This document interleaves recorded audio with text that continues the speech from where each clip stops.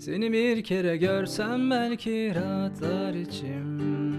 Yıllar oldu görmedim, belki de biraz özledim. Nasıl bir sevdaysa ancak kalbime dağladım. Seni kaybedip ağladım. Üstümden sanki trenler geçti, yine el salladım. Belki sen varsın diye, belki duyarsın diye. Beni anlarsın, soru sormazsın. Etmedi mi be? Belki sen varsın diye, belki duyarsın diye.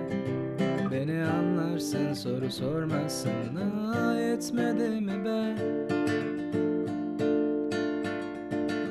Bir yere varacak halim yok, saatim geç oldu. Buradan kaçabilenler gitmiş, çok göç oldu. Nereye gizlenmiş bilmem bu işin anahtarı. Çoğumuzun berbat hayatları. Birden durdum, bak içimden geldi, nasıl da afalladım. Çünkü sen varsın diye, orada sen varsın diye. Beni anlarsın, soru sormazsın. Etmedi mi be?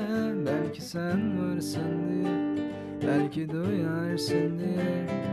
Beni anlarsın, soru sormazsın.